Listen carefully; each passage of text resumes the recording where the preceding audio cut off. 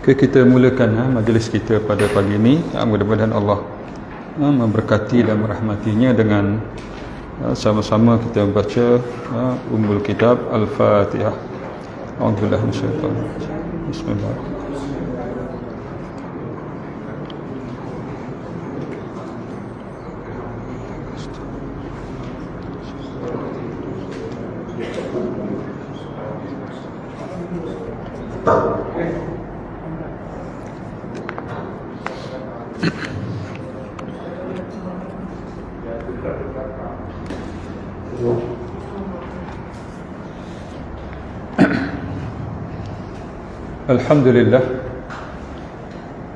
Alhamdulillahilladzi khalaqas samawati wal ard wa ja'ala adh-dhulumati wan nur thumma alladhina kafaru bi rabbihim ya'dilun.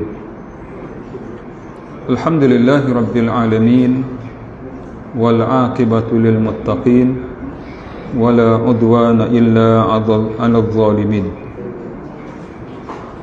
أشهد أن لا إله إلا الله وحده لا شريك له وأشهد أن محمدا عبده ورسوله. اللهم صل وسلم وبارك على محمد وعلى آله وعلى أصحابه وعلى التابعين بإحسان إلى يوم الدين. سبحانك لا علم لنا إلا ما علمتنا إنك أنت العليم الحكيم. Rabbi syrah li sadri wa yassir li amri wahlul 'uqdatam min lisani yafqahu qawli. Rabbana iftah bainana wa bain qaumina bil haqq wa anta khairul fatihin. Wa la hawla wa la quwwata illa billahil aliyyil azim. Wa qala Allah subhanahu wa ta'ala fi kitabihil karim, falawla nafara min kulli firqatin minhum ta'ifatun liyatafaqahu fid din waliyunziru qawmahum idza raja'u ilaihim la'allahum yahdharun. Wa qala habibuna al-Mustafa sallallahu alaihi wasallam, man yuridillahu bihi khairan yufaqqihu fid din wa innama ana qasimun wallahu azza wa jalla yu'ti wa lan tazala hadhihi al-ummah qa'imatan ala amrillah la yadurruhum man khalafahum hatta ya'tiya amrullah atau kama qala. Amma ba'du. Alhamdulillah, tuan-tuan dan puan-puan muslimin dan muslimat, hadirin dan hadirat, saudara dan saudari yang dihormati sekalian. Pertama sekali marilah sama-sama kita panjatkan rasa bersyukur kepada Allah Subhanahu wa taala di atas limpahan nikmat dan rahmat yang Allah berikan kepada kita. Maka cara untuk kita bersyukur yang pertama, sentiasalah kita ingat akan Allah, sentiasa memuji Allah, sentiasa mengucapkan lafaz mengagungkan Allah Subhanahu wa taala, dan sentiasa mengikhlaskan diri kita kepada Allah Subhanahu wa taala. Jangan putus hubungan kita dengan Allah.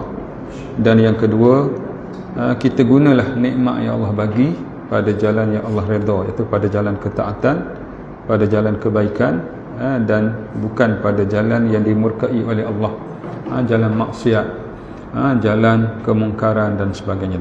InsyaAllah Allah menjanjikan orang yang bersyukur ini adalah yang pertama, Allah akan pelihara kita, jaga kita daripada gangguan musuh iblis dan syaitan. Yang kedua, Allah menjanjikan kejayaan kepada kita insyaAllah. Jadi pada pagi ini kita sambung perbincangan kita tentang hadis yang terdapat di dalam kitab Mukhtasar Ibnu Abi Jamrah. Kita akan mulakan hadis yang ke-11. Jadi kali ini kita cuba untuk habiskan 10 hadis. Okey. Mula-mula 1 kan. Lepas tu 5. Yang ni try 10. Lepas ni laju lagi lah. Okey. Try dulu Kalau tak dapat kita try lagi. Okey. Okey, yang kedua nanti insya-Allah sedikit kita akan sentuh tentang ulum hadis. Kita ulang-ulang lah. Ulang-ulang. Sebab matan ni walaupun nampak kecil tapi dia sebenarnya besar lah. Okay, sebab daripada matan tu lah akan berkembang menjadi syarah dan seterusnya lagi. Jadi kita ulang dulu benda-benda asas, kemudian kita sambung, kita tambah sikit-sikit Tak perlu kita orang kata apa terus kita bincang banyak tapi takut yang lepas tu kita tak faham. Okey, jadi kita slow-slow tu sebab tidak ada desakan kepada kita sebenarnya pun untuk nak menjadi pengkaji hadis. Okey, untuk menjadi ataupun orang yang akan buat tahqiq kitab umpamanya, maka antara bidang yang paling besar dalam tahqiq ialah nak pastikan status kedudukan hadis. Jadi slow-slow tak apa, insya-Allah kita akan bincang. Okay, jadi kita tengok hadis yang ke-11. Kebaikan orang yang diberikan kebaikan yang diberikan kepada orang yang faham agama. Ini biasa kalau antara muqaddimah berkaitan dengan, kalau ucapan biasa berkaitan dengan ilmu, antaranya ialah dalam surah At-Taubah tadi. Okey, iaitu falaula nafara min kulli firqatin minhum ta'ifatul liyatafaqahu fid din wal yunziru qaumahum idza raja'u ilaihim la'allahum yahdharun. Itu tentang ayat yang berkaitan dengan galakkan untuk belajar. Okey, falaula nafara min kulli firqatin minhum ta'ifatul liyatafaqahu, maknanya jangan keluar semua untuk berjihad, untuk berperang. Maksudnya hendaklah ada satu kumpulan, satu golongan yang tafaqquh ilmu. Okey, sebab apa? Sebab golongan inilah yang akan beri peringatan kepada yang berjihad nanti bila dia balik.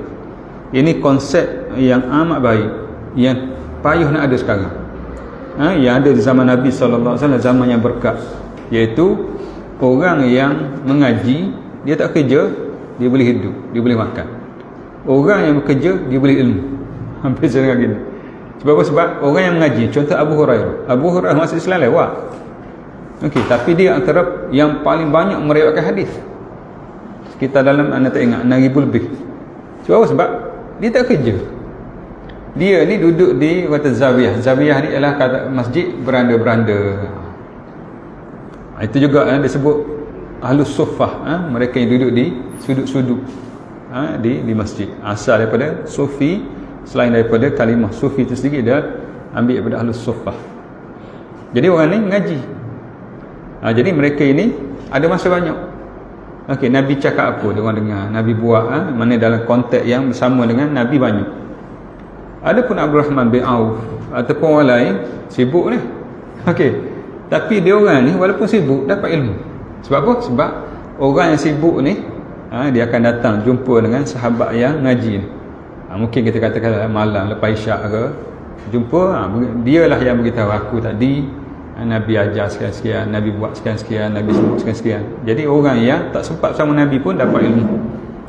Dan orang yang bekerja tadi, yang sudah pastilah maknanya hartanya lebih sikit banyak berbanding orang tak kerja. Jadi mereka lah yang membiayai sahabat. Jadi sahabat taklah kaya, tetapi mereka ini orang kata boleh makan. Ini zaman berkah. Orang yang mengaji boleh makan, orang yang bekerja boleh ilmu. Tapi kita sekarang ni orang yang mengaji, kau fikir sendirilah macam mana nak cari duit. Okey, terpaksalah kerja part time, sebab yuran sekarang ni mahal. Yuran sekarang ni naik sekali ganda daripada dulu. Jadi dulu dah duit tak cukup, sekarang ni lagi tak cukup. Jadi kita cari sendiri. Hujung minggu terpaksa, kalau student kita umpamanya cari kerja-kerja join catering ke, boleh RM50. Sebab nak survive untuk mengaji, untuk belajar. Orang yang bekerja, sibuk kerja, tak ada ngaji. Tak ngaji, jauh daripada ilmu, duit banyak.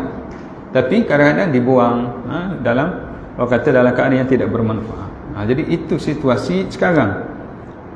Bertentangan dengan situasi di zaman Nabi SAW dulu.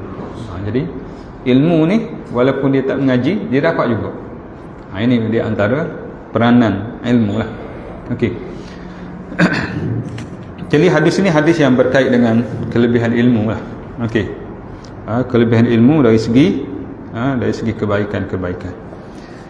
Wa qala al-musannif rahimahullah taala wa nafa'na bi 'ulumihi fid dharain. Hadis yang ke-11. Okey, an Muawiyah qala An Muawiyah qala sami'tu an-nabiy sallallahu alaihi wasallam yaqul man yuridillahu bihi khairan yufaqqihu fid din wa innama ana qasimun wallahu yu'ti wa lan tazala hadhihi al-ummah qa'imatan ala amrillah la yadurruhum man khalafahum hatta ya'ti amrullah. Okay, hadis yang ke-11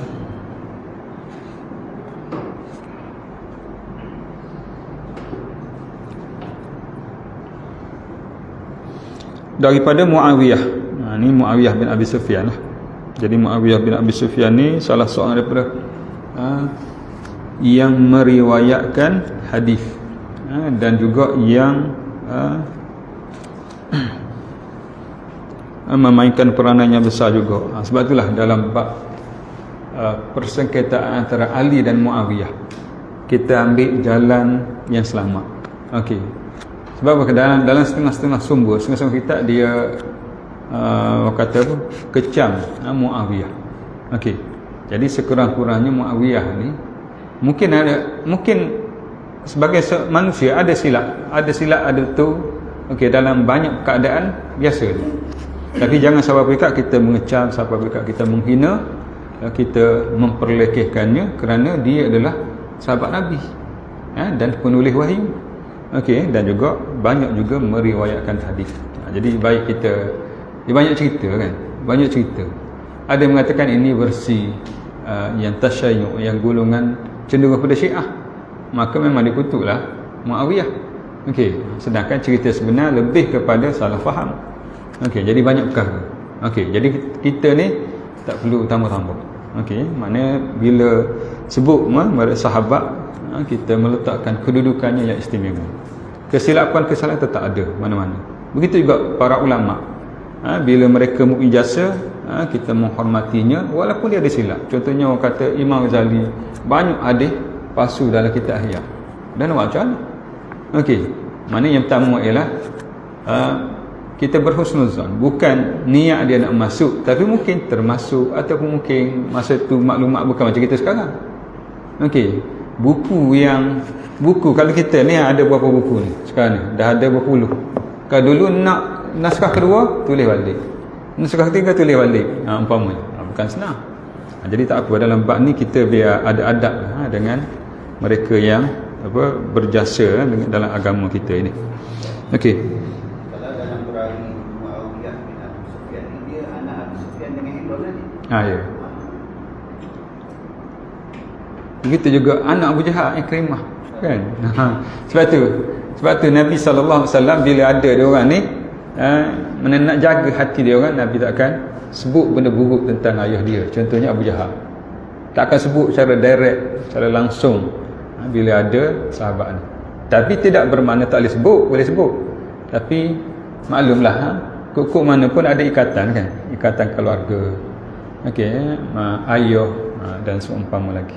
Okey. Jadi mereka ini mempunyai jasa yang besarlah di dalam Islam.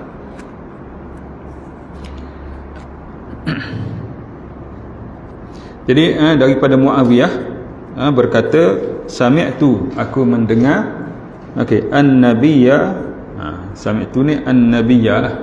Nabi ni yang memberitahu, kita yang dengar kan. Yaqulu, kalau sami'tu kena sebut yaqulu, sebab sami'tu aku mendengar di saat Nabi sedang bercakap. Okey, kalau qala, okey, anin Nabi sallallahu alaihi wasallam, cuba tengok yang sebelum ni. Okey, qala Rasulullah sallallahu alaihi wasallam kan, ataupun sebelum ni lagi disebut.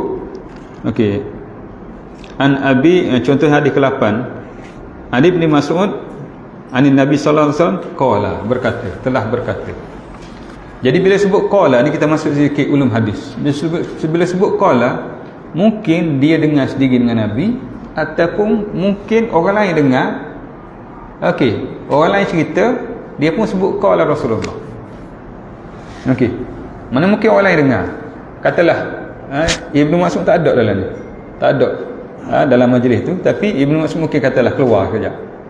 Jadi Nabi pun sebut cerita, kemudian sahabat pun kata, Nabi sebut tadi. Maka Ibnu Mas'ud terus tak kata sahabat, dia terus kata Nabi. Kalau hadis lain, orang lain, hadis ni lemah, dhaif. Sebab apa? Dia skip orang lain kan. Tapi untuk sahabat dikecualikan. Tak apa. Sebab apa? Sahabat ni diiktiraf sebagai adil. Itu kelebihan sahabat. Tak apa dia tak sebut. Katalah sebenarnya daripada Ibnu Mas'ud tadi sepatutnya dengar pada Ibnu Umar. Dia tak kata Ibnu Umar beritahu aku, dia tu kata qala Rasulullah. Untuk sahabat sahaja. Tapi kalau orang lain ya janganlah. Orang lain memang dia skip macam tu, maknanya automatik hadis tersebut gugur sanad. Dia tak sebut nama kan. Maka bila gugur sanad daripada 5 syarat sahih kan, yang pertama sanad bersambung, maka tak cukup, automatik hadis tersebut dhaif. Kalau mau tanya sebab apa? Sebab sahabat diiktiraf sebagai adil. Itu dalam perbahasan di kalangan ulama hadis menyatakan sahabat tak ada masalah. Termasuklah sahabat bila dia takbirkan berubah sikit ayat daripada ayat Nabi. Nabi kata macam ni umpamanya, dia berubah sikit tapi makna sama, tak mengaku. Sebab apa? Sebab kedudukan mereka adil. Maknanya tidak ada sesuatu niat untuk menipu sebenarnya, cuma mungkin dari segi takbiran yang berbeza. Kalau orang lain tak boleh. Orang yang selepas tu, selepas tu tabi'in selepas tu sebab tak boleh. Kalau ada ciri ni memang lemah. Yang pertama tadi lemah sebab dia gugurkan sanad. Yang tadi lemah sebab lemah ingatan. Sebab apa? Sebab cakap lain disebut lain. Untuk sahabat dikecualikan. Itu antara kelebihan sahabat lah, yang diiktiraf oleh Nabi SAW sebagai sebaik-baik manusia. Di kalangan orang biasa ni sebaik-baik manusia ialah sahabat. Jadi bila sebut samit tu, cuba cari nanti. Bila sebut samit tu, boleh kita kata mesti akan sebut yaqulu, Nabi sedang berkata. Maknanya memang dia ada bersama dengan majlis bersama dengan Nabi sallallahu alaihi wasallam. Mungkin satu masa nanti kita akan bincang salah satu cara at-tahammul wal adab. Bagaimana dia nak ambil hadis, nak menyampaikan hadis. Tapi pada kedudukan paling tinggi sekali yakni samit tu. Sebab samit tu ni direct, langsung dia ada sendiri dalam majlis tersebut. Itu beza dengan qala ni mungkin dia ada ataupun mungkin orang lain beritahu. Dia macam tu. Jadi an Muawiyah qala sami'tu an-nabiy sallallahu alaihi wasallam. Ni level paling tinggi sekali disebut as-sima'ah. Dia mendengar sendiri. Man yuridillah, Nabi kata apa? Man yuridillahu bihi khairan yufaqihu fid din. Barang siapa yang Allah kehendaki kebaikan baginya, yufaqihu, diberi faham. Faqih ni ialah faham.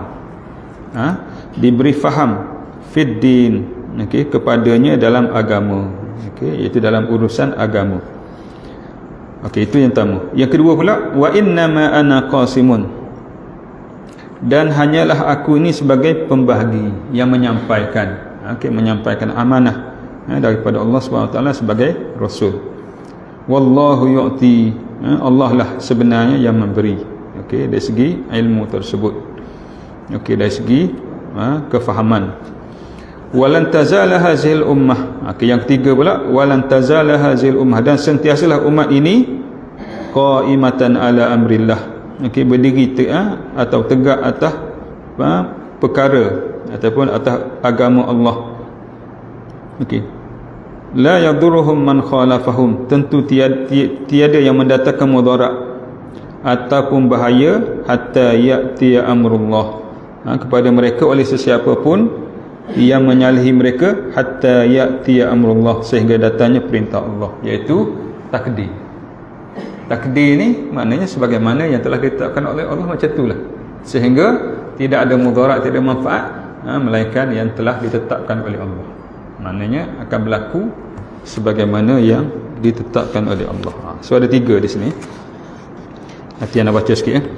Jadi hadis tersebut menerangkan bahawa Muawiyah telah berkata, aku dengan dengar junjungan, iaitu Nabi Muhammad SAW bersabda, man yuridillahu bihi khairan, barang siapa yang Allah kehendaki kebaikan, yufaqihu fid din, maka diberi faham akan urusan agama.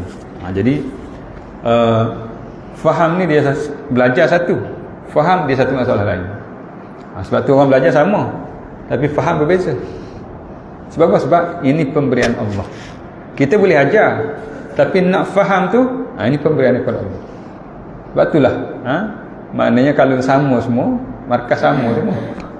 Ni beza kan? Sebab pemahaman itu adalah hidayah, pemahaman adalah pemberian daripada Allah Subhanahu. Sebab itulah bila nak belajar, maknanya kita kena jaga adab-adab belajar dan juga perbanyakkan doa. Kadang-kadang kita belajar tak faham sekarang, fahamnya 2 tahun lepas, 2 tahun akan datang. Yang belajar darjah 2, fahamnya darjah 4. Jadi ilmu tu hebat. Sebab itulah kita kena sabar. Salah satu sifat yang perlu ada pada ilmu, sabar. Okey, jadi orang yang banyak deal dengan sabar, terutamanya dalam ilmu, dia mudah masuk syurga. Sebab syurga disebut 2 benda kan. Am hasibtum an tadkhulul jannah walamma ya'lamillahu alladhi najahadu minkum wa ya'lamas sabirin. Apakah kamu menyangka kamu akan masuk syurga, mana mendapat kejayaan, sedangkan belum terbukti kepada Allah di kalangan kamu mereka yang berjihad, berusaha, dan wa ya'lamas sabirin, dan mereka yang bersabar dalam usaha tersebut. Jadi kita kena cari banyak perkara yang ada sabar. Salah satu ilmu. Okey, sebab apa? Belajar ni berat. Sebab tu penat belajar ni. Okey, berat, dan memerlukan kepada kesabaran. Ini kita boleh tengok dalam kisah yang berkaitan dengan bagaimana Nabi Allah Musa AS belajar dengan Nabi Khidir, ataupun dia adalah Khidir. Sama dia Nabi atau hamba yang soleh, Nabi Musa belajar dengan dia. Okey, dia kata apa? Innaka lan tastati'a ma'iya sabra. Kamu tidak akan dapat mampu sabar. Okey, bersama aku. Lebih-lebih ilmu yang nak ajar tu ilmu yang tersirat, ilmu laduni. Lagilah payah nak sabar. Sebab tu Nabi Musa tanya tu. Okey, jadi dalam ilmu ni memang kena memerlukan kepada banyak kesabaran lah. Okey, jadi orang yang Allah inginkan kebaikan ialah Allah beri faham padanya tentang agama. Okey, kenapa perlu faham? Yang pertamanya ialah faham dulu baru boleh buat kan. Sebab itulah 2 syarat amal kita ni akan dikira sebagai ibadat. Maknanya tak kira apa saja. Yang pertama, ikhlas kerana Allah. Ini ada hurai dulu kan. Ikhlas ni maknanya tak butuh dengan Allah, buat takut kepada Allah, kerana ingin ganjaran Allah, kerana taat, cinta kepada Allah dan sebagainya. Yang kedua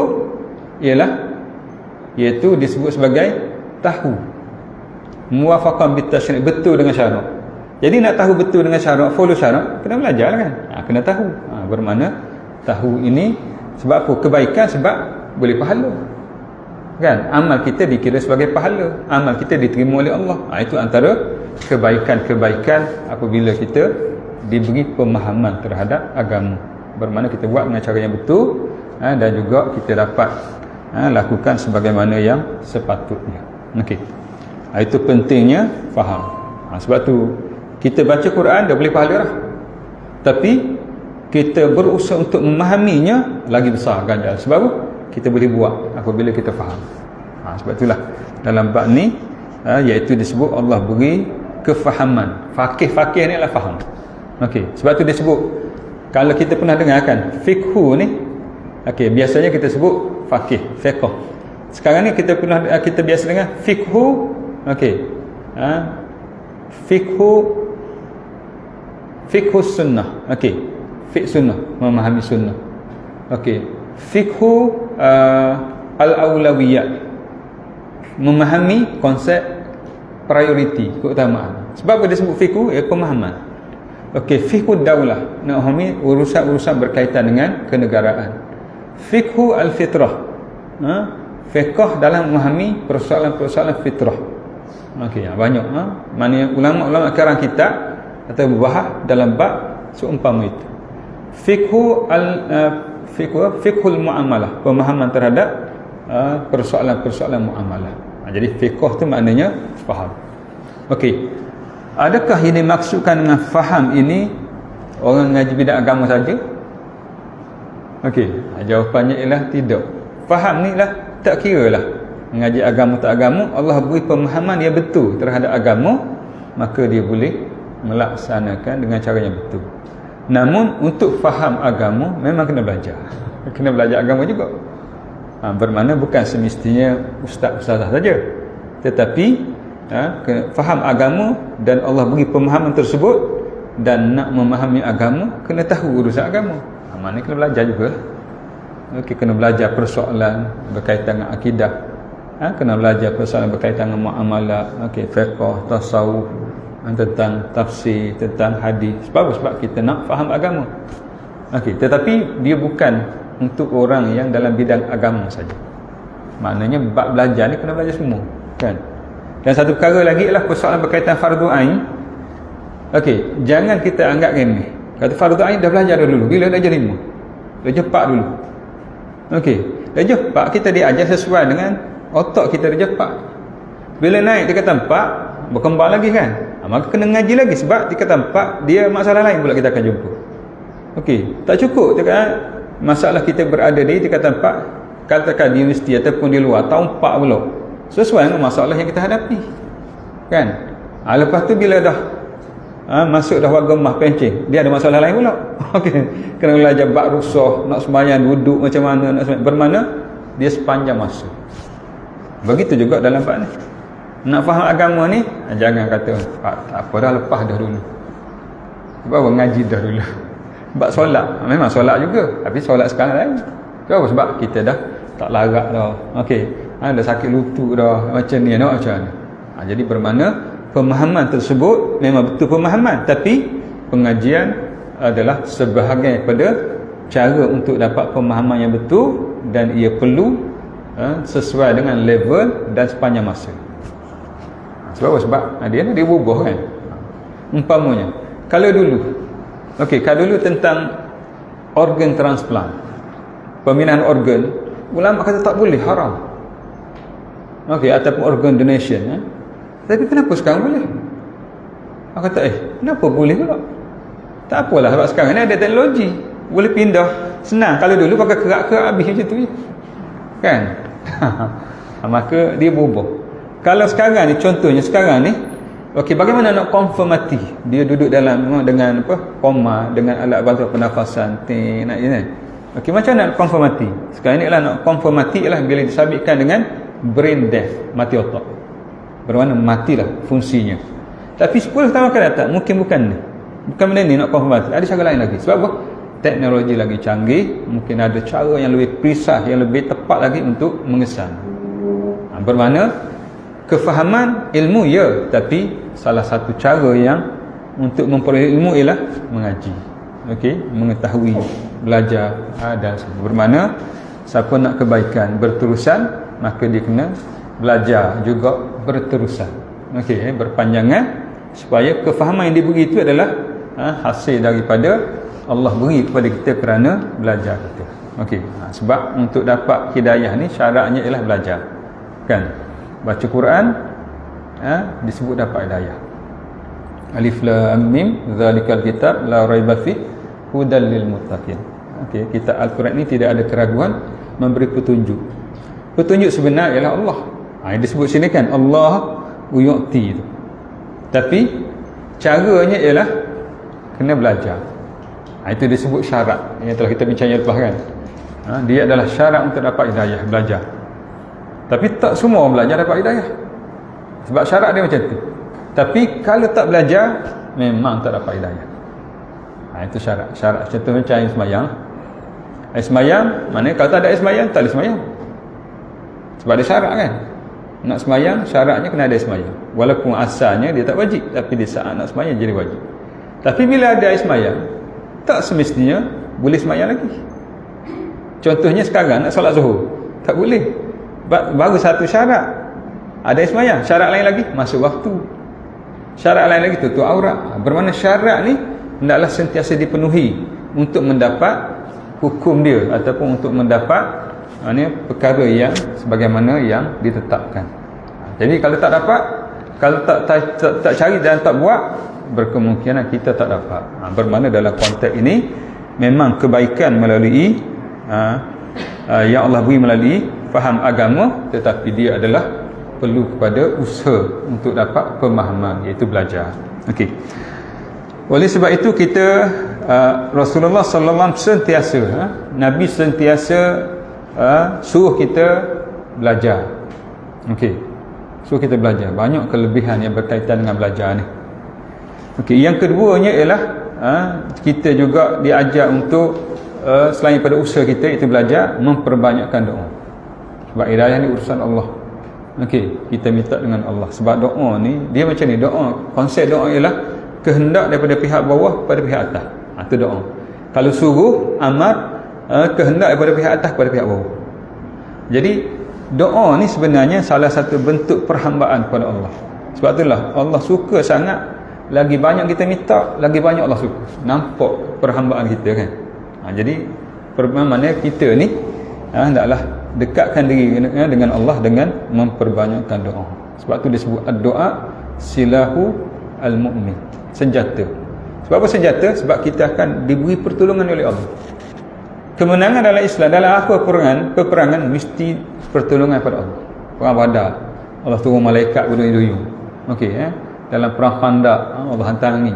Semuanya kemenangan daripada Allah. Jadi sebab itulah kita juga nak bantuan daripada Allah. Selain pada kita belajar tadi, kita perbanyakkan doa. Jadi Nabi sallallahu alaihi wasallam pernah mendoakan kepada Ibnu Abbas. Ibnu Abbas ni budak lagi pada waktu itu. Okey, Nabi panggil gulam. Gulam ni budak lah. Okey. Jadi antara doa yang masyhurnya, yang biasa kalau tahnik pun kita baca doa ni, antaranya Allahumma faqihhu fid din wa 'allimhu at-ta'wil. Ya Allah, faqihkanlah, iaitu fahamlah baginya dalam urusan agama yang berkaitan agama. Berkaitan agama maknanya ialah apa saja perbuatan kita ada nilai agama. Bukan saja agama ni dalam bab sembahyang saja, okey, dalam bab baca Quran saja. Itu dah pemahaman dah salah. Bila sebut agama ni ialah dalam nak uruskan negara, agama kata apa? Siasat. Follow agama. Itu makna urusan agama. Okey, dalam ekonomi agama kata apa macam mana? Okey, buat. Dalam urusan berkaitan dengan sosial, agama kata macam. Itu disebut fiddin. Ad-din ni kalau kita ikut terjemah umum ialah al-hayah, kehidupan. Kenapa kita sebut agama? Sebab kehidupan yang disusun oleh agama. Itu maksudnya. Okey. Maknanya disebut inna dina indallah al-Islam. Sesungguhnya ad-din, kita kata agama yang diredai oleh Allah ialah Islam. Kalau kita nak tengok ad-din ni dari segi terjemahan dalam asal ialah ad-din ialah al-hayah. So kehidupan di sisi Allah, okey, adalah Islam yang menyusun kehidupan kita. Itu maknanya. Okey. Jadi disebut sini urusan agamanya ialah pemahaman agama dalam semua urusan yang bagaimana pandangan agama terhadap perkara tersebut. Wa 'allimhu at-ta'wil, dan ajarlah kepadanya at-ta'wil, at-tafsir. Okey, supaya dapat menterjemahkan, mentafsirkan dengan cara yang betul. Okey. So ini di antara orang kata doa yang pernah didoa oleh Nabi sallallahu alaihi wasallam kepada Ibnu Abbas, menyebabkan Ibnu Abbas antara ahli tafsir yang paling hebat. Okey, yang paling hebat. Sehingga Saidina Umar bila mengadakan mesyuarat dengan sahabat, panggil Ibnu Abbas. Pada waktu itu Ibnu Abbas masih remaja. Sebab apa? Pandangan Ibnu Abbas kadang-kadang lain daripada orang lain, dan dia adalah lebih tepat. Sebab antaranya doa Nabi. Jadi begitu juga kita ni. Sebab itulah bila kita dapat anak umpamanya, tahnik, okey, cukur umpamanya, kita perbanyakkan doa-doa. Okey. Begitu juga memperbanyakkan doa masa nak belajar dan sebagainya lagi, supaya Allah SWT mempermudahkan urusan kita nak faham. Kan? Sebab itulah bila start belajar ataupun di sekolah, dia mulakan dengan doa pagi dengan doa belajar. Jadi begitu juga kita ni, mana perbanyakkan doa supaya Allah beri ilmu yang bermanfaat. Banyak sangat tentang doa tersebut. Okey. Jadi selain pada doa yang Nabi baca ataupun Nabi doa kepada Ibnu Abbas, okey, antaranya ialah banyaklah, Nabi boleh sebut beberapa sahaja. Antaranya disebut Allahumma zidni ilma. Okey, warzuqni fahma. Kalau orang tanya ni dengan na ni sama ya. Ni saya. Okey. Wazidni saya, tambah kepada saya ilmu. Warzuqni, dan rezekikan fahmah. Sebab apa rezeki? Dia pemberian. Mana pemberian daripada Allah, kan? Jadi kalau kita boleh achieve sendiri, boleh ambil sendiri, senang, ni Allah bagi. Sebab itulah kita sentiasa mengharapkan daripada Allah pemahaman, yang betul, pemahaman yang baik. Sebab itu disebut warzuqni, rezekikan kepada aku. Kalau ramai, warzuqna fahman. Ataupun di dalam Al-Quran juga disebut waqul rabbi zidni ilma. Katakanlah wahai Muhammad, Rabbi, wahai Tuhanku, zidni ilma, tambahlah kepadaku ilmu. Jadi antara doa lain lagi ialah Allahumma inni as'aluka ilman nafi'a. Jadi kita perbanyak kalau doa seumpama ini. Warzuqni warizqan tayyiba wa amalan mutaqabbala. Ini yang sebahagianlah nak sebut, boleh banyak sangat kita boleh cari sekarang. Allahumma inni, wahai Tuhanku, as'aluka, aku minta ilmu yang bermanfaat. Kadang-kadang banyak ilmu tapi tak beri manfaat. Jadi kita nak ilmu yang bermanfaat. Sekiranya ilmu kita bermanfaat, kita sebarkan kepada orang, memberi manfaat kepada orang, dia tu buat boleh pahala, kita boleh pahala. Dan dia ni pula sebar kepada orang lain pula, orang tu buat boleh pahala, ilmu yang bermanfaat, berarti dia boleh pahala, kita pun boleh pahala. Tu kelebihan ilmu. Orang kata apa? Panjang dia punya jariah dia. Pahala yang berjalan.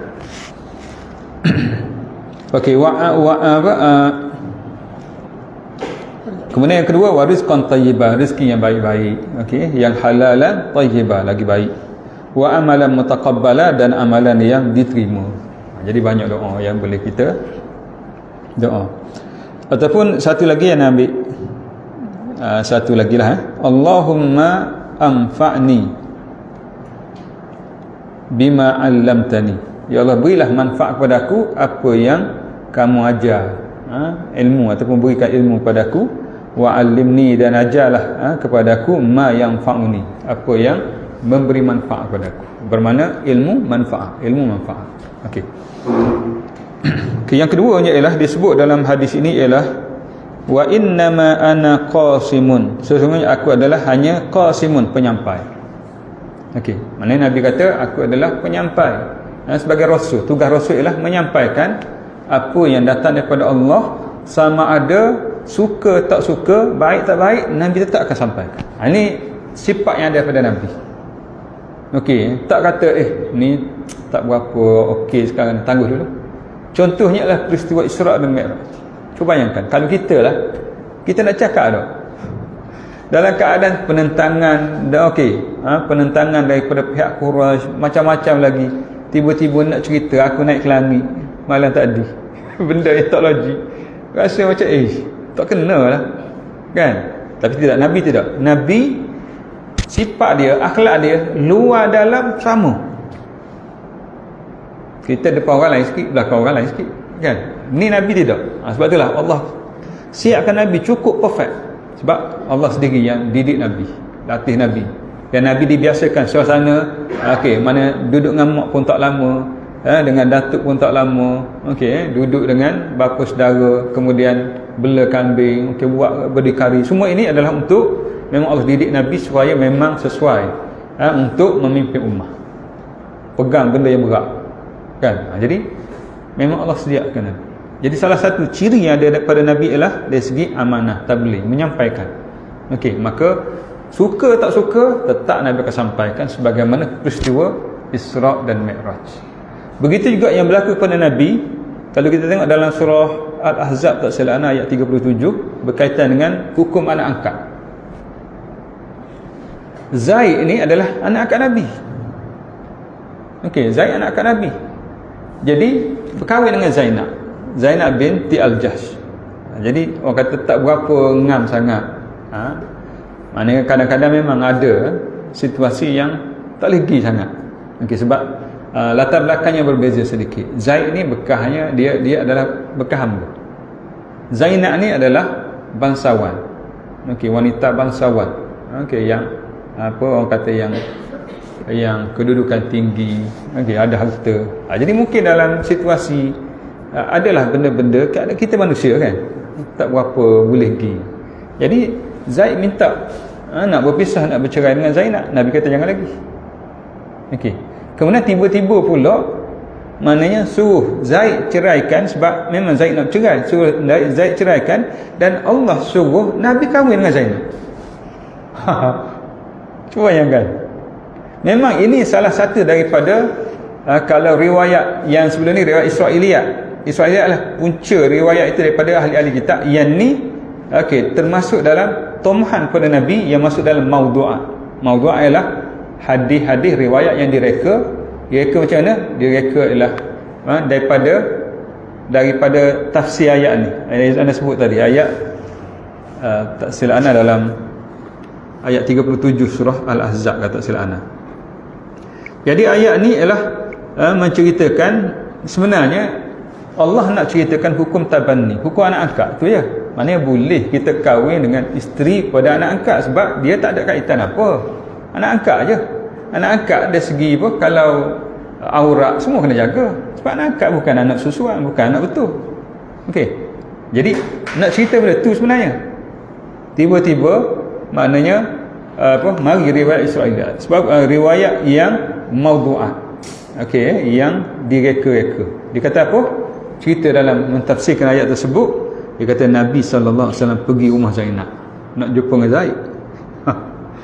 Riwayat kita karut ni sedap, memang sedap riwayat dia. Okey, pergi rumah Zainab nak jumpa dengan Zaid, anak angkat dia. Tiba-tiba tengok Zainab tengah jemur kain. Tengok, okey, biasa jemur kain kan, maknanya singkat sikit tangan, tengok tangan pun putih melepak comel. Maka Zaid pun Nabi pun berkeinginan, maknanya nak kepada Zainab, dia suruh Zaid ceraikan isteri dia. Tu cerita karut. Cerita dalam Quran memang Allah yang perintahkan, okey, supaya membenarkan Zaid ceraikan isteri dia, sebab Zaid minta dengan Nabi. Okey, yang setakat tu tiba-tiba Allah perintahkan Nabi supaya kahwin dengan Zainab.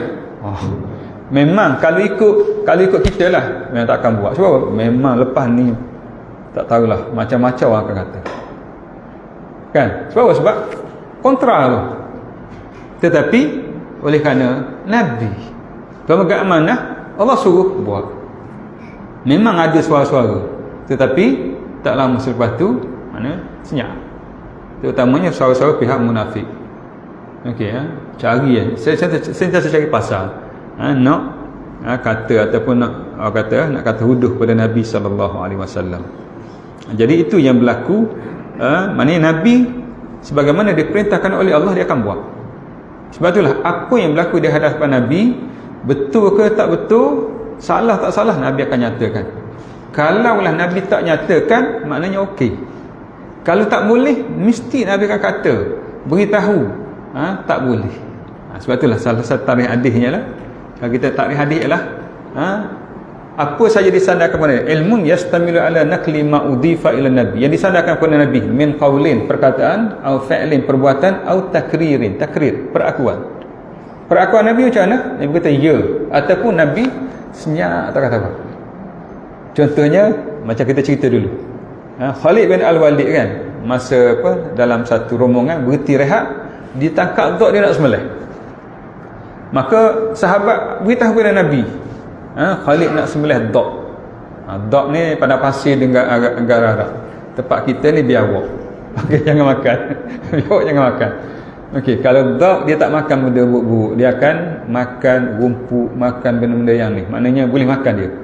Tapi kalau biawak tempat kita ni, apa pun dia tak makan. Kan? Okey.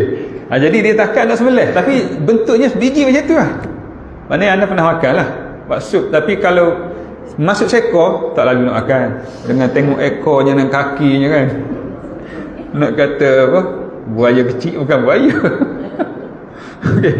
Jadi bila nak makan, sahabat beritahu kepada Nabi, Nabi tak kata apa-apa, senyap. Maknanya approve. Dia macam tu. Saya lah cara senyapnya ialah approve dulu. Sebab Nabi tak akan membiarkan sesuatu kalau tak betul, Nabi akan beritahu. Kalau tak boleh, Nabi akan beritahu. Kalau Nabi diam maknanya dia boleh. Walaupun sebagian ulama kata diam Nabi tu maknanya makruh. Boleh tapi makruh. Okey. Sebab dia adalah perbahasan tentang tok ni. Tapi nak nyatakan itulah sifat Nabi, iaitu anna qasimun, aku menyampaikan. Tetap Nabi akan sampaikan dalam apa jua keadaan, tanpa menyembunyikannya, tanpa melindunginya, sebagaimana diperintahkan oleh Allah. Itu sifat yang ada pada Nabi sallallahu alaihi wasallam. Okey, wallahu yu'ti. Okey. Wallahu yu'ti, dan Allah lah yang memberi. Okey, jadi Allah lah yang memberi. Contohnya kalau sampaikan ilmu, Allah memberi pemahaman. Allah yang memberi hidayah. Okey, Allah yang memberi taufik. Okey, Allah yang memberi kepada kita banyak perkara lah, termasuk rahmat dan sebagainya, ganjaran, pahala dan sebagainya lagi.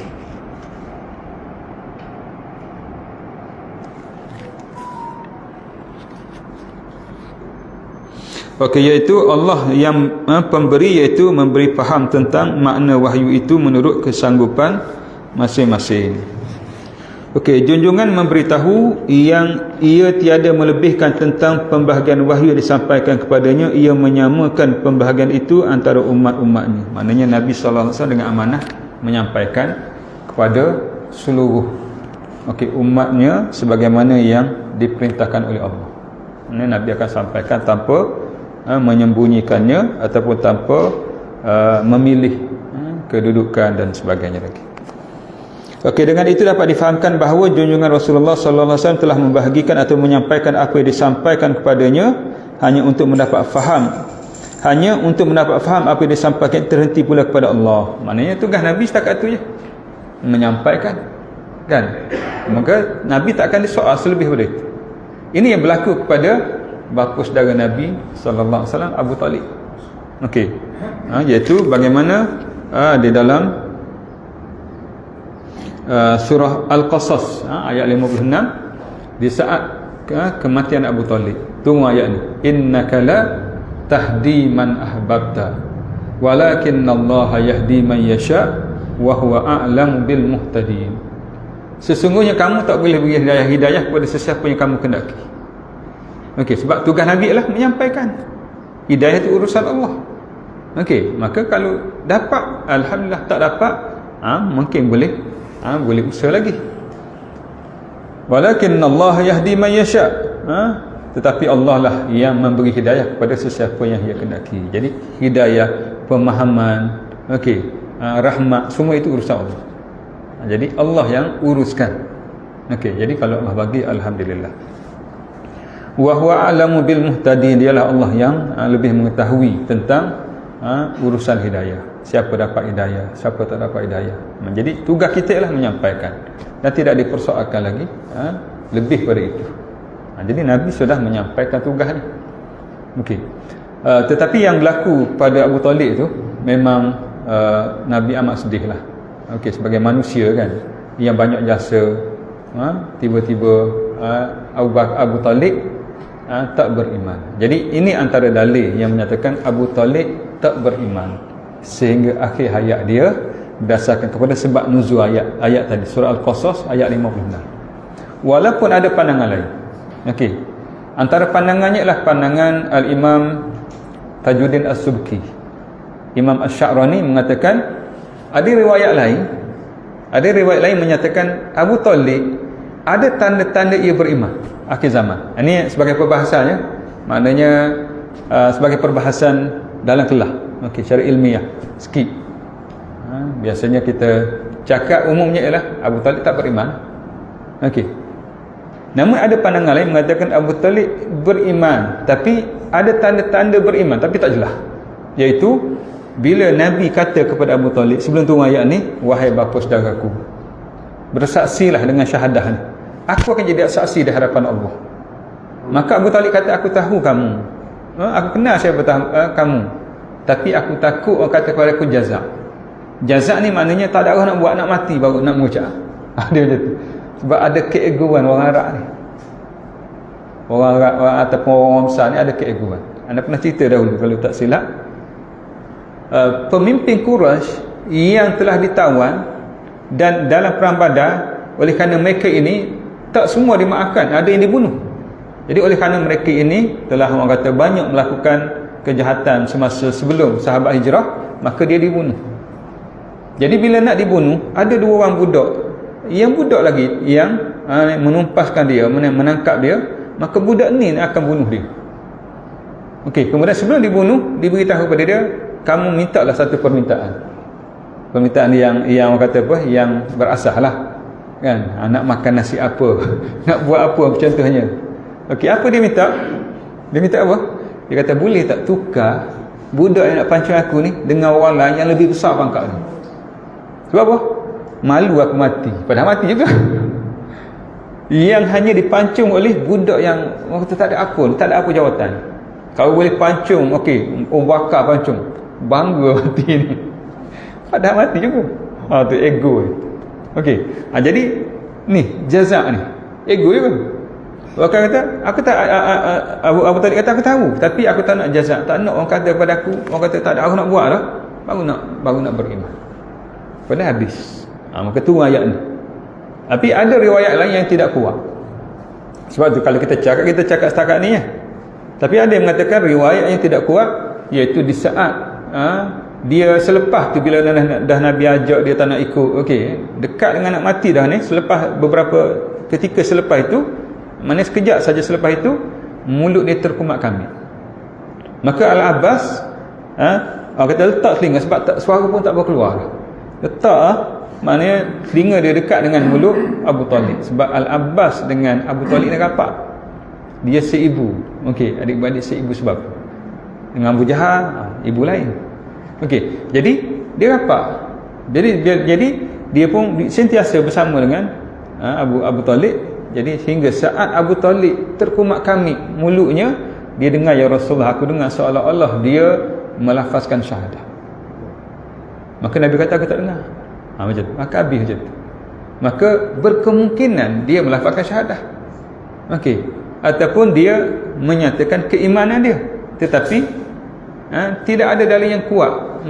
Dalil tak kuat riwayat ni. Dan satu lagi, Nabi tak confirm apa yang disebut tadi. Nabi kata tak dengar, mudah-mudahan ada kebaikan padanya. Nabi sebut macam tu. Maka ada yang mengatakan Abu Talib akhir hayat nampaknya macam beriman. So dalam urusan ni kita nak macam mana? Macam mana ni? Serah pada Allah. Sebab yang hukum yang batin Allah. Nak sabit iman kufur ialah at-tasdiq. Percaya tentang keimanan, beriman. Tak percaya walaupun sembahyang, dia tak beriman. Sebab itulah dalam bab ni kena jaga. Kadang-kadang kita sembahyang okey, ada benda kita mempertikaikan, perkara yang tak boleh pertikaikan, rosak iman kita walaupun kita tak perasan, sedangkan kita solat, kita puasa, kita zakat. Be careful. Sebab apa? Nak sabitkan iman paling kurang at-tasdiq bil qalbi, percaya dengan hati. Nak sabitkan kufur juga ingkar dengan hati. Sebab tu kena jaga dalam bab persoalan keimanan. Okey. Jadi jelas dalam persoalan ini Nabi hanya menyampaikan, okey, minta Abu Talib beriman. Lebih daripada itu urusan Allah. Okey. Kemudian yang ketiganya ialah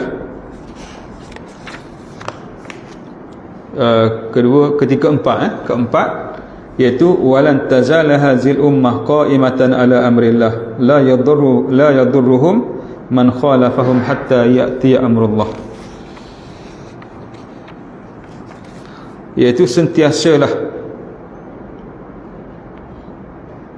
umat ini tegak di atas perkara agama Allah.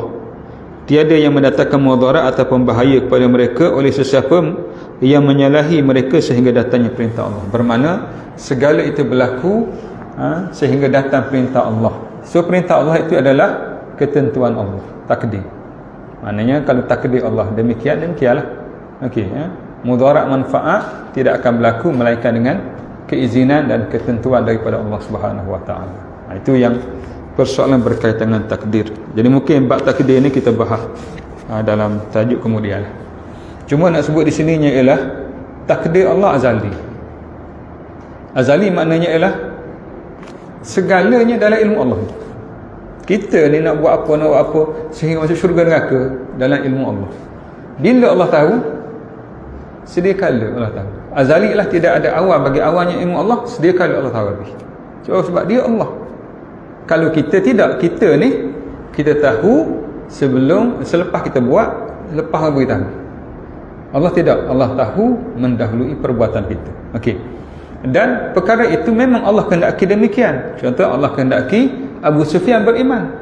Allah tidak kehendaki Abu Jahal beriman. Sedangkan dua-dua dihantarkan risalah kepada mereka. Nabi ni bukan sekali dua, berulang-ulang kali ajak dia orang ni kepada Islam. Walaupun mereka orang kata agak penentangan agak keras terhadap Nabi, tapi orang Arab ni bab saudara, bab hubung kerabat dia jaga juga. Jadi Nabi sentiasa ajak mereka buat kenduri, panggil bagi makan. Mula-mula panggil makan, bagi makan dulu. Tak ada nak cakap bawa perkat balik. Okey, kemudian lepas tu Nabi panggil makan, sebelum makan Nabi cakap dulu. Baru makan, lepas tu kena dengar lah. Abu Jahal ada ni, Abu Lahab ada, semua ni ada, kena dengar juga, tapi tak jadi juga. Maksudnya Nabi berusaha untuk menyampaikan, tapi sebab Allah menjadikan ia tak beriman. Ini dalam persoalan takdir. So sebab Allah tahu hakikat segala-galanya. Allah tahu hakikat tentang dia ni pilih apa, dia ni apa, Allah tahu semua sekali. Dan Allah mengizinkannya ataupun Allah tak mengizinkannya, menjadikan ia beriman tak beriman adalah tidak menggambarkan Allah ni zalim. Adil. Sebab apa adil? Sebab Allah mengetahui pilihan dia. Lubuk hati dia, pilihan dia apa dia sebenarnya. Maka Allah mengizinkannya. So Allah mengizinkan dengan pilihan dia. Maka Allah menjadikan ia buat sememangnya itu pilihan dia yang dia buat daripada awal. Okey, berkehendakkan demikian. Kalau Allah tak izinkan, okey, maknanya kalau Allah tak izinkan benda itu berlaku, maka dia adalah rahmat kepada Allah. Okey, ada dua kan. Adil sebagaimana yang sepatutnya. Rahmat, mana Allah beri kebaikan kepada dia. Dia nak buat kejahatan, Allah tak izin. Okey, dia nak buat kebaikan, kalau Allah tak izin sekalipun, maka Allah akan beri pahala di atas niat dia. Itu rahmat daripada Allah Subhanahu Wa Taala. Jadi kita bahas kemudian dalam bab takdir ni untuk detail sikit. Kalau kelas-kelas macam ni mungkin kita boleh bahas detail sikit. Kalau umum mungkin tak sempat dari segi masa. So kita sebut secara ringkas. Mana kita buat macam ni, berlaku dengan keizinan Allah. Okey, pilihan dia. Okey, so dia bertanggungjawab atas pilihan dia. Kalau Allah izin sebagaimana dia pilih, betul lah. Kalau Allah tak izin dia pilih, maka kalau keburukan dia nak buat, itu rahmat Allah. Sebab apa? Allah tak izin berlaku. Okey, kalau berlaku atas kebaikan, maka itu rahmat juga daripada Allah, sebab Allah memberikan kebaikan di atas ke atas dia. Jadi dua tu. Allah dengan kita ni dua je. Adil dengan rahmat. Zalim tak ada. Okey, kita dengan Allah dua. Adil dengan zalim. Ada macam tu. Maknanya di sininya ialah tentang takdir Allah tidak akan berubah. Okey, tidak akan berubah. Sebab apa? Sebab segalanya sudah ada dalam ilmu Allah. Bahawa kita ni pilih ni, sekejap pilih ni, sekejap pilih ni, sekejap pilih ni, jadi yang ni umpamanya. Semua sudah ada dalam ilmu Allah. Okey, itu dari segi Allah. Jadi kita jangan buat macam tu. Sebab apa? Sebab kita tak tahu rahsia ni. So apa perlu kita buat? Kita ingatlah, kalau nak berjaya kena usaha. Kalau nak sesuatu kena dapatkan. Okey, maka kita diberi ganjaran bukan rizak tu. Kita diberi ganjaran di atas usaha kita. So kita telah berusaha sedaya upaya, tiba-tiba gagal. Tapi di sisi Allah mungkin kita dapat pahala paling banyak. Sebab apa? Kita berusaha dengan segala kepayahan, dengan segala kesabaran. Okey, tiba-tiba tak berjaya. Dan Allah tahu dah tak berjaya. Tapi ganjaran Allah beri based on kepada performance kita yang kita buat.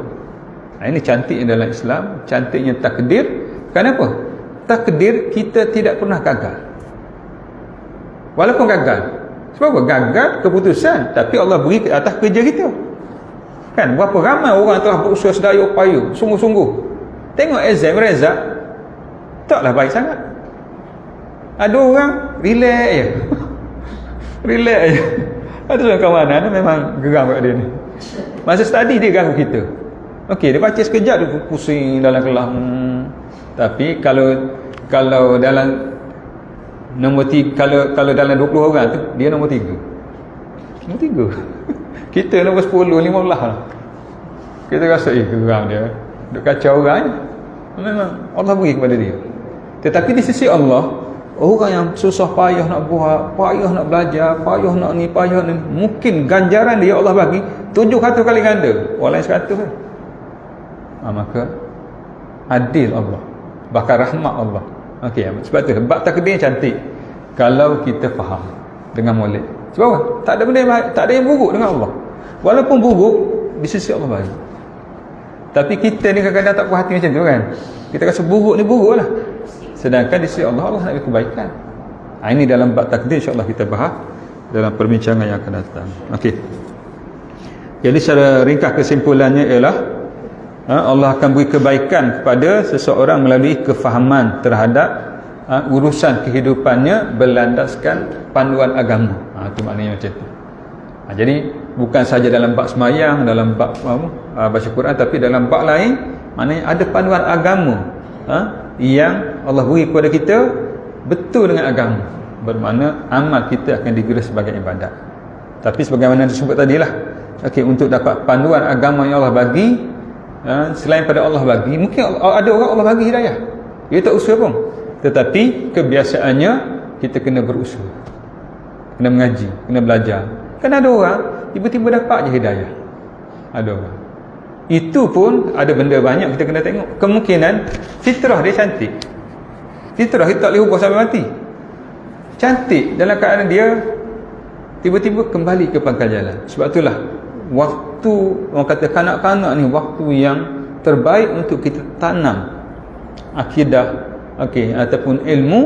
Mungkin dia buat tak tahu je masa remaja, nakal lah, ni lah. Satu masa nanti dia jumpa balik, kembali ke pangkal jalan. Setelah kita kata aku tak erti dah nak buat dia ni macam mana, surrender dah. Tiba-tiba selepas 10 tahun, 20 tahun, tengok-tengok jadi tak lebar dia. Sebab itulah masa kecil ni, latih, didik ni sebaik mungkin. Sebab apa? Sebab dia akan restore, simpan. Mungkin satu masa nanti hidup kita ni tak semuanya mendatar kan, tak semua straight, ada jenis macam ni. Adanya lompat pagar, kena buang sekolah pun ada kan. Lepas daripada tu betul-betul dia jadi orang yang amat berguna. Kemungkinan fitrah yang ada dalam dirinya yang tak dapat dibuang, dan ada lagi sampai satu peringkat dia menjelma kembali ke pangkal jalan. Jadi hebat Allah ni buat. So tugas kita ni ialah kita buatlah. Tugas kita kalau ibu bapa, kita didik anak kita sebaik mungkin. InsyaAllah satu masa nanti Allah akan beri sinar. Sebab tu kadang-kadang cuba kita perasan, anak tu guru dalam ramai ada seorang dua nakal kan. Yang nakal ni lombok motor lah, ni tengok lepas 20 tahun dia jadi macam tu guru juga. Sebab dia dah kata apa, duduk dalam sarang yang molek dah kan, dengan pendedahan, cuma waktu je, tunggu masa tiba-tiba tu insya-Allah lah, mudah-mudahan. Yang keduanya ialah hidayah perlu dicari sehingga Allah SWT berikan kepada kita melalui usaha dan doa. Mana doa pun jangan tinggal. Dan yang ketiga, Allah beri hidayah, ada kefahaman kepada sesiapa yang ia kehendaki. Sebab itulah kadang-kadang pemahaman berbeza. Mengaji sama, pemahaman berbeza. Jadi kita mintalah supaya Allah memberi ilmu yang bermanfaat dan jadikan manfaat dengan ilmu tersebut. Macam doa yang anda baca 2-3 doa yang dibaca tadi. Alhamdulillah. Kita tengok yang ke-12. Hadis yang ke-12 tentang melihat syurga dan neraka. Walaupun riwayat dia jadi dia panjang sikit, campur-campur sikit, tapi kita nak beritahu tentang Nabi SAW pernah ditunjukkan sebagaimana Nabi cerita dalam solat aku melihat syurga dan neraka. Ada kemungkinan juga kita untuk diperlihatkan oleh Allah. Itu adalah urusan Allah. Kadang-kadang ada orang dia koma 2 bulan. Lepas dia koma, dia cerita dia dibawa masuk. Maknanya tak apalah untuk dia, tapi tidak menjadi hujah dalil kepada orang lain. Mimpi begitu juga. Mimpi yang baik untuk kita, tapi tak boleh jadi hujah untuk beramal. Kan macam dulu Abu Ya dalam Arqam paman, dia kata mimpi kalau baik untuk dia beramal. Tapi nak jadi hujah untuk orang tak boleh. Tapi kalau Nabi lain, mimpi dia pun adalah wahyu. Sebagaimana mimpi Nabi Allah Ibrahim AS untuk sembelih anak dia, kan? An Asma radhiyallahu anha anna Nabi sallallahu alaihi wasallam hamidallaha wa athna alaihi. Ni hamidah, muji Allah ni, kita kata muji Allah apa dia? Di sini ialah bila kita tengok asbab. Kalau Quran disebut asbab nuzul Quran, sebab turunnya Quran. Kalau hadis asbab wurud hadis. Wurud ni ialah sebab hadis ni berlaku ataupun dibaca ataupun kejadian tersebut. Itu sebab dia macam sebab nuzul jugalah. Jadi bila kita tengok ini sebenarnya Nabi berkhutbah hamidah. Maknanya Asma menceritakan bahawa Nabi SAW berkhutbah wa athna alaih, dan memuji Allah. Sebab dalam khutbah antara rukun juganya ialah memuji Allah, kan? Thumma qala, ma min syai'in lam akun araituhu illa ra'aituhu fi maqami hadha hatta al-jannatu wan nar. فأوحي إلي أنكم تفتنون في قبوركم مثل أو قريبا لا أدري أي ذلك. قالت أسماء من فتنة المسيح الدجال يقال ما علمك بهذا الرجل فأما المؤمن أو الموقن لا أدري أيهما. قالت أسماء فيقول هو محمد رسول الله صلى الله عليه وسلم جاءنا بالبينات والهدى فأجبناه واتبعناه هو محمد ثلاثا ialah 3 kali, dia ulang 3 kali.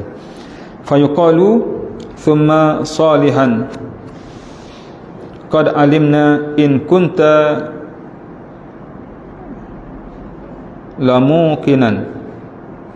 لموقنا به وأما المنافق أو المرتاب لا أدري أي ذلك. قالت أسماء فيقول لا أدري سمعت الناس يقولون شيئا فقلته.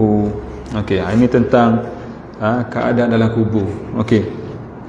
Bila ditanya tentang Nabi Muhammad sallallahu alaihi wasallam. Riwayat daripada Asma radhiyallahu anha bahawa Nabi sallallahu alaihi wasallam telah memuji akan Allah dan syukur kepadanya. Jadi Asma ni lah kakak kepada Sayyidatina Aisyah Ummul Mukminin. Kemudian berkata, jadi memuji Allah dan syukur kepadanya ini merujuk kepada khutbah Nabi. Tidak ada daripada sesuatu yang pernah diperlihatkan kepada aku melainkan aku telah melihat dia pada tempat aku ini, sehingga syurga dan neraka. Mana diperlihatkan kepada Nabi SAW oleh Allah.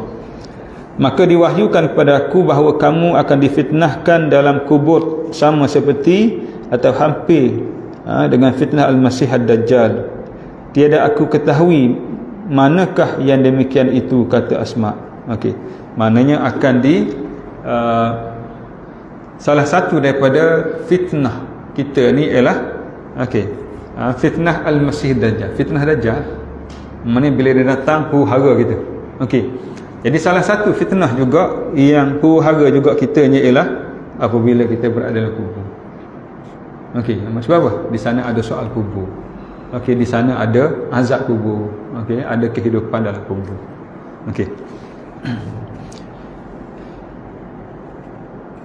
Dikatakan, apakah pengetahuan engkau tentang lelaki ini? Adapun orang mukmin ataupun dia yakin tidak aku ketahui, kata Asma, manakah satu antara keduanya? Maka ia berkata, ia adalah Muhammad Rasulullah sallallahu alaihi wasallam. Tentang lelaki ini adalah Nabi lah.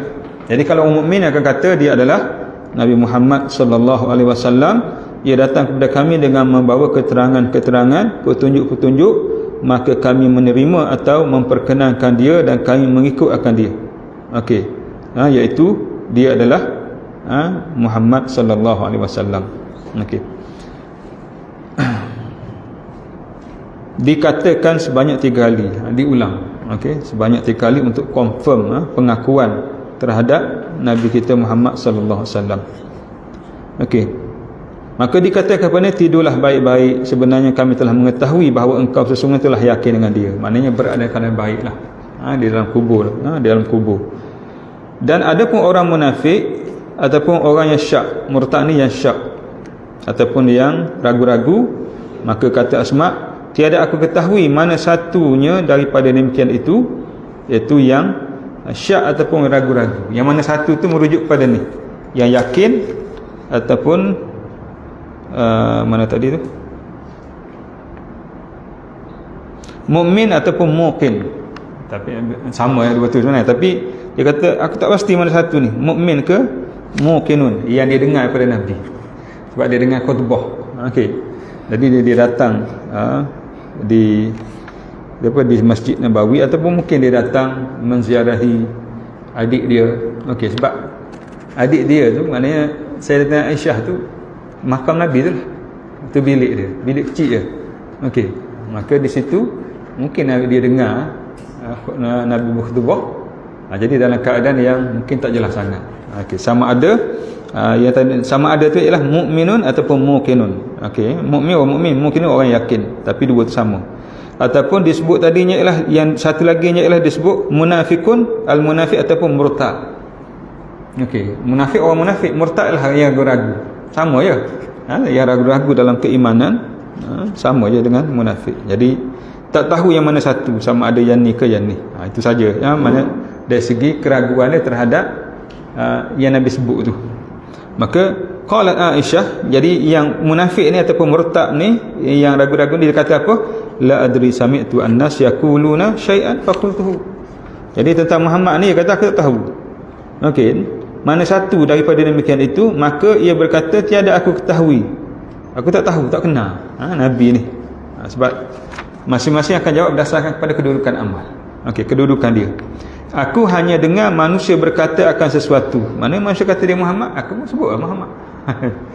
Maka aku pun mengatakan begitu. Itu tentang pengakuan mereka terhadap Nabi. Jadi ada dua benda lah. Yang pertama ialah tentang diperlihatkan kepada Nabi SAW, termasuklah perkara-perkara gaib, termasuk syurga dan neraka.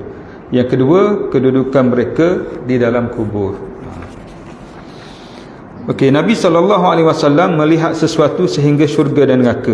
Okey, jadi Asma radhiyallahu anha berkata, menurut awal hadis, aku datang kepada Aisyah yang sedang sembahyang, maka aku berkata, apakah hal manusia? Aisyah memberi isyarat ke langit menandakan terjadi gerhana matahari. Jadi Nabi sedang menyampaikan khutbah gerhana matahari. Okey, sedang manusia waktu itu berdiri sembahyang. Aisyah berkata, subhanallah. Aku berkata, apakah itu tanda siksaan manusia? Aisyah mengisyaratkan dengan kepalanya, ya. Okey, lalu pun aku bangun sembahyang hingga terasa pitam. Maka aku tuangkan air ke atas kepalaku. Kemudian telah selesai sembahyang, junjungan tampil membaca khutbah. Itu yang disebut khutbah tu. Okey, dengan dimulai memuji Allah. Okey, mensyukurinya, kemudian berkata tentang persoalan tersebut. Jadi peringatan kepada kita, okey, tentang bila datang sesuatu, maka kita adalah sentiasa bermuhasabah. Okey, bermuhasabah. Supaya apa? Supaya kita tidak ditimpa dengan kita kata apa, azab Allah Subhanahu Wa Taala. Okey, kita cek balik, kita semak balik amalan kita. Okey, itu yang berkaitan dengan solat gerhana matahari, sehingga Nabi sallallahu alaihi wasallam menjelaskan tentang sehingga dia melihat diperlihatkan oleh Allah tentang syurga dan neraka. Jadi bila Nabi beri peringatan, ambillah perhatian. Sebab apa? Sebab mungkin ada kaitan dengan amalan-amalan kita yang menyebabkan perkara itu membawa kepada azab Allah, neraka, ataupun amalan-amalan baik yang perlu kita ikut yang boleh membawa kepada kita mendapat azab, mendapat pahala ataupun ganjaran yang baik. Okey. Kemudian yang kedua ialah berkaitan dengan fitnah pertanyaan dalam kubur. Okey. Jadi ada pun orang mukmin pasti dia akan jawab dengan cara yang baik. Sebab apa? Sebab dia beriman kepada Allah, kepada Nabi, maka dia kenal dan dia jawab dengan baik. Ada pun orang yang munafik. Sebab munafik, kalau cerita munafik ini ialah munafik dia ada dua. Munafik i'tiqad dan munafik dari segi munafik amali. Munafik i'tiqad yang ada zaman Nabi, sembahyang belakang Nabi, tapi i'tiqad dalam kufur, luar ya, amalan je, zahirnya nampak macam Islam. Adapun yang satu lagi, munafik amali ialah amalan-amalan yang tidak menggambarkan sifat orang beriman walaupun dia beriman. Contohnya ialah idza haddatha kadzaba, bila bercakap dia berbohong. Okey, wa idza tumina wa idza wa'ada akhlafa, bila berjanji dia mungkiri janji. Ini bukan sifat orang Islam ni, kan? Wa idza tumina khana, bila diberi amanah dia mengkhianatinya. Tapi dia munafik, tapi bukan i'tiqad orang Islam. Tapi ciri-ciri munafik orang kata tak menggambar ciri sebagai seorang Islam. Adapun yang tadi munafik i'tiqad. Jadi munafik i'tiqad ni kafir. Munafik ni lah munafik dari segi amalan dia, berdosa. Mungkinlah sampai tahap fasik bila banyak buat dosa besar, tetapi masih lagi sebagai seorang yang mukmin. Jadi kita bila sebut munafik, kita tengoklah munafik mana. Okey, kalau munafik amalan yang kategori ni. Kalau munafik yang di zaman Nabi, kategori i'tiqad. Iaitu i'tiqad mereka memang mereka kufur. Mereka hanya buat-buat Islam untuk dapat layanan sebagai seorang muslim. Itu je. Dan dalam 13 ayat dalam surah Al-Baqarah, ayat yang awal tu kan, maknanya lepas 5 ayat, kemudian 2 ayat tentang orang kafir, selebih 13 ayat tentang orang munafik. Sebab aku 13 ayat, Pak Ayah nak kenal sembahyang kau belakang Nabi, tapi munafik. Jadi itu antara yang disebut tentang munafik. Jadi apa jawapan mereka? Mereka tak boleh nak jawab sebab mereka tak beriman kepada Allah dan Rasul. Maka mereka kata, kami sebut sebagaimana orang lain sebut. Mereka kata dia Muhammad macam ni. Tapi sebenarnya kami tak ikut dan kami tak beriman. Okey.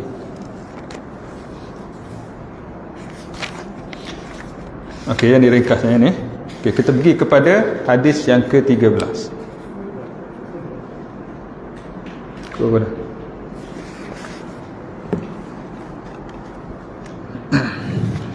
baru dua ni.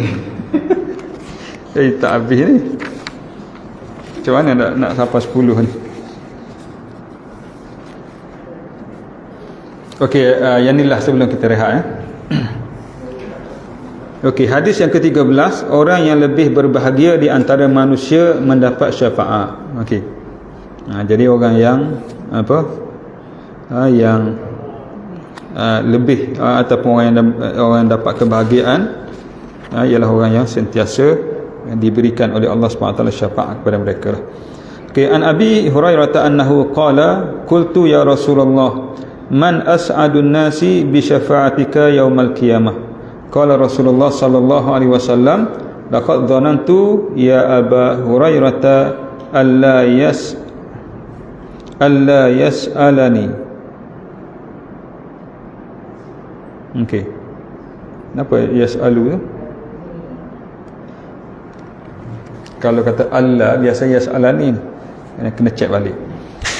Okey, an hadzal hadis ahadun awwalu minka lima ra'aitu min harsika 'alal hadis as'adun nasi bi syafaati yaumal qiyamah man qala la ilaha illallah khalisan min qalbihi au nafsihi. Daripada Abi Hurairah radhiyallahu bahawa ia berkata, okey, Abu Hurairah kata, berkata aku, iaitu kepada Nabi, wahai Rasulullah, siapakah manusia yang lebih bahagia dengan mendapat syafaat engkau pada hari kiamat? Okey. Maka Rasulullah sallallahu alaihi wasallam bersabda, demi sesungguhnya aku telah menyangka, wahai Abu Hurairah, bahawa tiada bertanya kepada aku tentang hadis ini oleh seorang yang pertama sebelum daripada engkau, kerana aku lihat daripada kelobaan, mana loba ni kesungguhan engkau untuk mengetahui hadis. Mana memang dia follow Nabi sentiasa. Mana orang yang paling bersungguhnya dialah. Okey, maknanya engkau lah. Aku tak tengok orang yang pertama tanya melainkan engkau. Kenapa? Kerana kesungguhan Abu Hurairah dalam nak mengetahui tentang ilmu, iaitu yang berkaitan dengan hadis Rasulullah sallallahu alaihi wasallam. Okey, manusia yang lebih bahagia dengan mendapat syafaat pada kiamat ialah mereka berkata la ilaha illallah hal keadaan bersih hatinya atau dirinya daripada sebarang syirik. Jadi manusia yang paling bahagia, yang paling untungnya ialah mereka yang berkata la ilaha illallah, iaitu yang mati dalam keadaan beriman, iaitu husnul khatimah. Okey, daripada Abu Hurairah bahawasanya ia berkata sebagai bertanya, wahai Rasulullah, siapakah yang lebih berbahagia di antara manusia yang beroleh syafaat engkau pada hari kiamat? Maka Nabi SAW menjawab sebagaimana tadilah, demi sesungguhnya wahai Abu Hurairah, bahawa tiada pernah bertanya akan aku daripada hadis ini oleh seorang yang terlebih dahulu daripada engkau, kerana menurut pandanganku bahawa ia didapati kelebihan engkau untuk mengetahui hadis. Maknanya orang lain tak tanya ni, advance ni macam ni. Okey, maka engkau, sebab kesungguhan Abu Hurairah, dia pendek je, sempat dengan Nabi tak silap 5 tahun, tapi dia yang paling banyak meriwayatkan hadis, tak silap sekitar dalam 6,000 lebih. 6,000 lebih paling banyak tu. Okey, orang lain Abu Sa'id Al-Khudri umpamanya sekitar dalam 4,000 lebih. Dia yang paling banyak sekali. Jadi itu Nabi kelabaan, maknanya kesungguhan kamu. Okey. Biasanya orang yang follow ilmu ni, biasa bila dia tanya soalan yang tinggi standard pada orang lain. Sebab dia nampak dah yang orang lain tak nampak. Okey, ataupun bagi dia soalan-soalan lain tu biasa. Soalan ni biasanya kita akan dapati macam tu. Jadi seterusnya Rasulullah terangkan bahawa manusia yang lebih berharga mendapat syafaat daripada Nabi SAW pada hari kiamat ialah mereka yang mengikrarkan, iaitu syahadah la ilaha illallah, iaitu tiada Tuhan disembah melainkan Allah, sedangkan hatinya bersih suci daripada sebarang syirik ataupun menyekutukan Allah. Okey, maknanya orang yang beriman. Okey, orang yang hatinya ikhlas kepada Allah, orang yang tidak syirik kepada Allah, orang yang beriman. Maknanya ramailah. Okey, orang yang akan mendapat kebahagiaan di sisi Allah SWT yang mendapat syafaat Nabi. Jadi Nabi ada 5 bentuk syafaat. Okey, yang pertama syafaat uzma, syafaat kubra. Syafaat kubra ni ialah iaitu mempercepat tempoh hisab di padang mahsyar. Lama ni tempoh ni. Maklumlah nak bicara seorang-seorang. Seorang pula kes banyak. Umur kita berapa tahun? 60 tahun kan? Berapa orang kita deal? 2,000 orang. 2,000 orang lah yang kena panggil. 2,000 orang. Dan satu kes kita, bukan kita saja. Kes ni 2 orang ni mesti akan dipanggil biasanya. 2 orang ni. 2 golongan. Yang pertama ialah penguasa, pemerintah. Sebab mesti berkait dengan polisi dia. Kan? Orang ni miskin, ada kaitan polisi dia tak? Dia buat panggil dia. Okey, boleh jawab. Kalau jawab kena. Okey, yang kedua orang alim. Sebab apa? Dia tegur tak? Kalau kemungkaran, dia nasihat tak? Kalau kejahilan, berat. Cakap bab ilmu ni, sedap lah. Banyak mana ilmu bermanfaat kepada orang, kita boleh pahala kan? Tengok kan ni, rebah kita. Sebab sebanyak mana kejahilan yang ada, kemungkaran yang ada, pasti dia akan dipanggil. Sebab apa? Sebab dia buat apa? Okey, dia nasihat ada. Sebab dia tahu kan. Sebab itulah kedudukan tinggi, kedudukan istimewa, special, tanggungjawab pun sama dengan kedudukan tersebut. Sebab itulah kita kena sedar tentang tanggungjawab ni. Okey. Kalau masuk syurga, dia paling awal sekali masuk syurga. Kalau masuk neraka, dia paling teruk sekali. Sebab apa? Sebab tugasnya berat. Okey. Jadi itu yang pertama, syafaat uzma. Di saat dah tak larat dah nak menunggu daripada mahsyar ni, bukan dibicara lagi, menunggu baru. Maka mereka berpakat sama mereka, mintalah dengan nabi-nabi yang dekat dengan Allah supaya dia percepatkan. Kami tak larat dah. Neraka lah. Dia tak tahu neraka tu lagi. Tapi sebab tak masuk lagi. Maka jumpa dengan Nabi Adam. Nabi Adam kata, aku walaupun bapa kepada segala manusia, aku takut hari ni nak menghadap Allah. Mintalah nabi lain yang lebih dekat lagi. Minta dengan Nabi Nuh, dengan Nabi Musa, sehingga sampai Nabi Muhammad sanggup. Orang lain semua tak sanggup. Maka Nabi Muhammad bernajat kepada Allah, Allah perkenankan. Ini syafaat uzma. Okey, syafaat kubra. Yang keduanya ialah memasukkan umatnya ke dalam syurga tanpa hisab. Ni. Yang ni tak payah stop, tak payah apa, terus ke syurga. Nabi sebut dalam hadis yang lain 70,000 orang. Selain daripada sahabat yang dijamin, Abu Bakar, Umar, ni lain ni. Ni bukan ni. Orang mati syahid bukan ni. Ni 70,000 orang yang lain.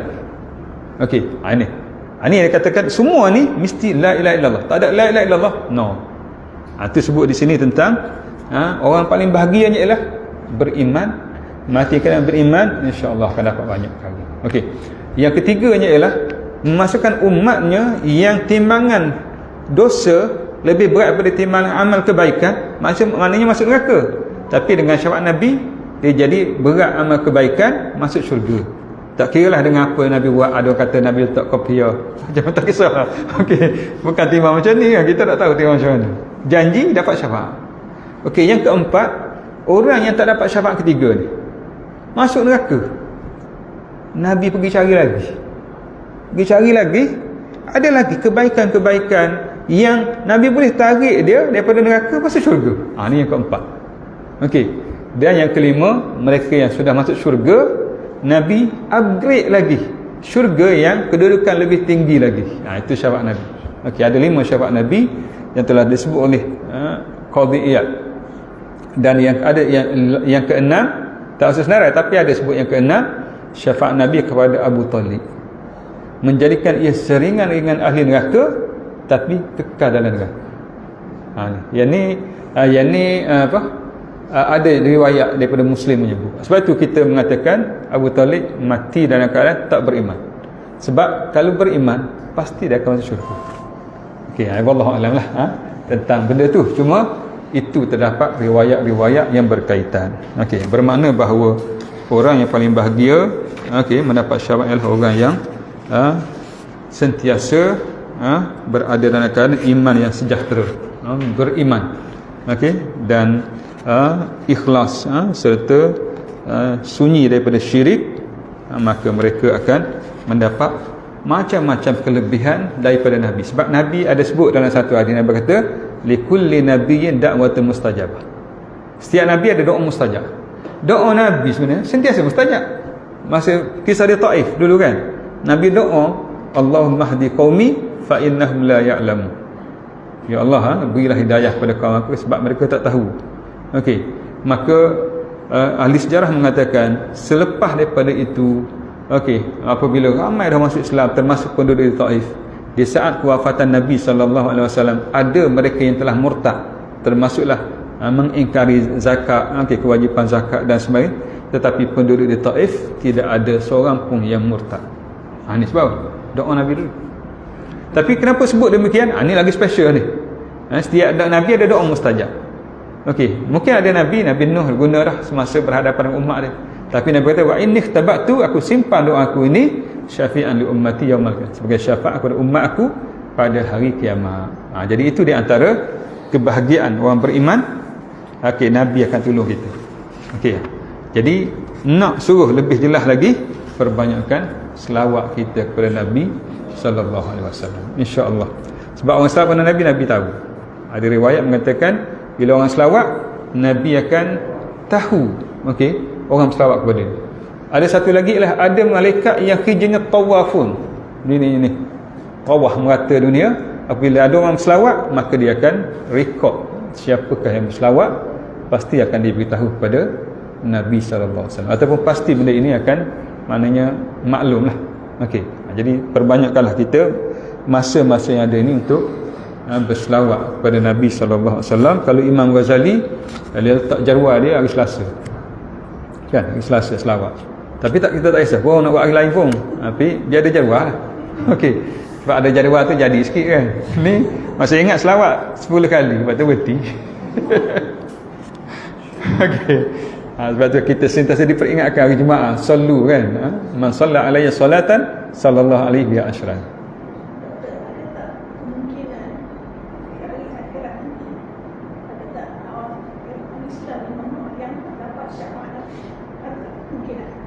Kemungkinan tak dapat. Kemungkinan ada, wallahu alam. Tapi ginilah, Nabi ni kalau boleh memang dia nak beri syarat semua. Sebab sifat dia ni memang orang kata dunia, akhirat tunggu lagi, cari lagi. Kalau boleh biar umat dia semua masuk syurga, baru dah senang. Tapi dia tak boleh berbohong. Antaranya ialah disebut tentang penyaksian. Disebut fa kaifa idza ji'na bi kulli ummatin bisyahid. Bagaimana kami datangkan setiap umat ada seorang saksi. Dalam perbicaraan nanti, maknanya selain daripada perbicaraan amalan kita, ada penyaksian. Siapa? Rasul kepada umat masing-masing. Wajibna bika ala haula'i syahida, dan kami datangkan kamu wahai Muhammad kepada kaum kamu sebagai saksi. Yauma idzin, pada hari tersebut, yawaddul ladzina kafaru, kalau boleh orang kafir, wa asawur rasul, yang derhaka kepada rasul, lau tusawwa bihimul ardh, kalau boleh mereka nak sama muka mereka dengan tanah, dengan padang ni. Sebab takut Nabi tunjuk. Wala yaktumunallaha haditha, dan mereka tak boleh menyembunyikan sedikit pun, maknanya tentang apa yang mereka buat daripada Allah, sebab semuanya sudah tertulis, tersingkap. Maka Nabi menangis bila dengar ayat ni. Sebab apa? Sebab nak tunjuk benda yang buruk kepada umatnya, satu benda yang amat berat bagi Nabi, tapi tak boleh nak bohong. Jadi Nabi akan tunjuk ni okey, ni KO, contohnya. Jadi maknanya ada jugalah yang tak dapat. Okay, ada juga yang keadaan yang dapat kecelakaan, tapi selagi mana boleh dia tolong, dia akan tolong. Siapa sirat tu dia tunggu lagi. Kita nak meniti sirat tu. Sirat antara titian terakhir. Okey, untuk sampai ke syurga kita ada sekitar dalam 13 checkpoint. Panjang. Masya-Allah, nila. Antara selain lah titian sirat ke apa? Kemudian syurga. Nabi tunggu lagi, doakan kebaikan untuk kita. Itu begitulah besarnya jasa Nabi SAW terhadap umatnya, lebih daripada seorang ibu dan seorang bapa, kasih kepada umat. Sebab itulah sahabat ni bila sebut Nabi, nyawa dia tukar. Okey, apa saja sebab dia tahu bagaimana kata apa, prihatinnya Nabi kepada umat. Memang sungguh-sungguh, bukan main-main tu. Okey. Wallahu a'lam. Jadi kita rehat dulu lah sekejap, insya-Allah kita sambung balik.